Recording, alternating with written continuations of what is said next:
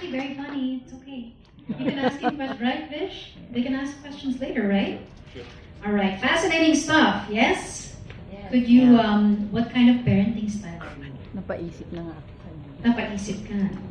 It's good to think about, right? Are you conscientious? But I think the most important bit for me was that we want our children to be happy. And that's super important.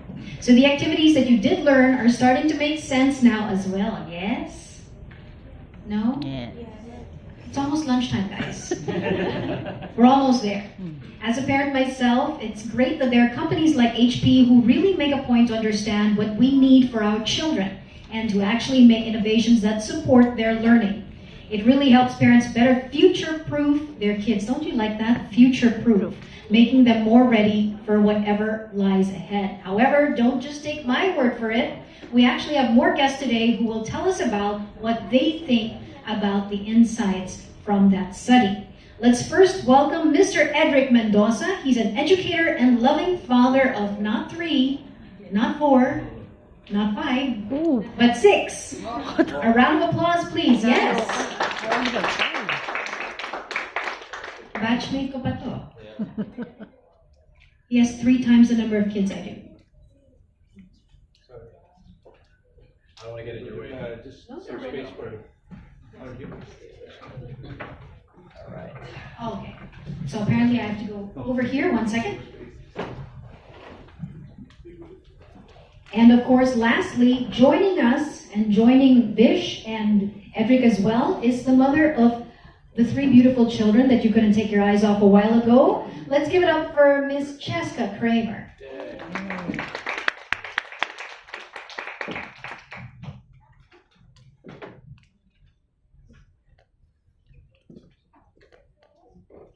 Hi everybody, good afternoon. Good afternoon. Yes, you can say good afternoon. She's also funny, you know. She's a celebrity, but you know what? We're all people, right? Yeah. We're all people. We're all people here. Okay, are we ready? Yeah. Okay, yes.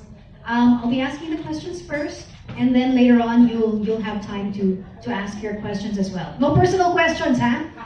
All related to this beautiful study that we did just see. So at this point, I'd like to ask Edric and Cheska what you thought of the study. Maybe we can, ladies first? Yes? Yeah? I mean, Edric first. Edric first. Nice one, Jessica. Nice one. Yeah, so I found the study very fascinating on 2 fronts when I went through it because of my involvement in the education space and as a dad. What I like were 2 things. Number 1 is I realized that print is actually still very relevant. You know, our kids are all about gadgets and digital, and you know, when we came across studies separately, like one done out of the San Jose State University, it said about reading. You know, because our kids reading, it said when we read, we do more scanning and jumping around when it's digital. So he says when you do linear reading without any skipping or jumping, we're actually engaged in deep reading.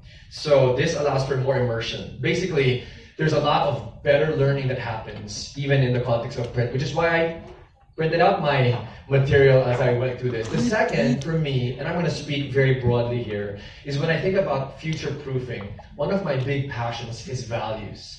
I think one of the things that will help ensure that our children are ready for the future is the right value set, because they can have a lot of information, but if they don't have the right value set, it will not take them very far. That's my view. So, although it didn't come out across the data, values as one of the big concerns that parents had in future-proofing, I loved how in the Philippines, the top thing that parents are concerned about is discipline, which is a very important value. And we were talking about this offline, right, Cheska? How you can tell your kids that they should do whatever makes them happy, but there are times when you have to say no. You've got to do it just because it's got to get done. That's discipline. You've got to go to school, put in the grunt work. You've got to do your homeschool work. In the case of Cheska's kids and our kids, right? Because that's what discipline is. You do what you need to get done because it has to get done. So those are the 2 things that really stood out to me, is the reminder that print is still powerful in the learning experience. My specific example was in reading. And the second is, I think future-proofing is also a large part values-based. And so it's good to see that the Filipinos are very big on discipline as a value. And Cheska, like as a mom, are you a disciplinarian? I mean, of course, we're all out for happiness for our kids, right? Yes, but I'm a disciplinarian. I believe that parents who teach their children well love their children well. And there are just some things with their kids that we have to decide for them, and hoping that as we raise them and we've instilled those values, later on in life we can slowly let them go and be secured and know that we've raised confident children. The confidence coming from our love for our children. And I noticed, and what's right with what Edric said is that values, these are things that children should learn at home, because first and foremost, character building begins at home. And even with my children, I make sure that I spend that time with them, I talk to them, and because we know those values already, we've been enriched by our parents and we've gone through life. Just like everything, we have to be patient in teaching them. So, how can you be patient in teaching your children if you don't spend time with them? So, a lot of these values also come with spending time. You can't just tell them. It's not just taught, but it's also caught. So, yes. Well, I guess because these two are homeschoolers. So, I mean, Edric is, of course, the advocate for homeschooling in the Philippines as well, and Cheska does homeschool And now. under Yes. Homeschool Global. So Edric is officially the principal of the Kramer kids, I'm assuming, but it's also Doug is the principal in their home, right? all right. But it's super important as well, because you were saying that time spent is also super important. During our generation, I think it was left to the teachers, but it's just as important as well. But I guess, yes, our parents were all working. But then I think it was more of what Edric was saying. We had to get it done. It was not up to us. We had to follow the rules, and right now there's a change. Because now we are trying to understand them. But usually what happens is when we just keep understanding, but don't really give enough time to talk about the situation or why it is the way it is, then we lose sight on instilling something valuable to them. And when you talk about future-proofing, because you were talking about that in terms of values, but then we also have to realize that the world is shifting and changing as well. You've got the whole mix of print versus right? And in terms of gadget time, but then you can't also restrict children from gadgetry and all of this, because that's sort of the wave of the future, right? You know what? I allow my children to have a bit of time to play with their gadgets, but then it's not everything. It shouldn't take away the time that they should spend reading books or writing or enjoying those things. For me, let's go back to the basics. So with Kendra, Scarlett, and Galvin, I'm a big spender when it comes to books. In fact, Dad would always say, "What? Books again? There's no more space here." I said, "Well, create more space, create more shelves." For me, there's nothing like. I always remember Kendra would tell me like, "Mama, what? There's so much books." I said, "You know what? In books, it's limitless. You're in the movies when you watch." They can only do so much, but your mind can go so much more. It's an endless travel, it's an endless adventure. Who knows what your mind can think of? And for me, something tangible like that is so valuable. And I have books from when I was still a kid that I've passed on to my children, and my mom has books that she has passed on to me that I really truly value. And for me, print is still print. And these are things, if you're a collector, you can collect them, you can it's something that you can take on with you and bring on with you and share to your children. That's what I appreciate about it. And Edric, what about you in terms of gadgets in your household? What part does it play? Right. I think as was also pointed out in the study, right, there's some things that you can only do on print. For example, art.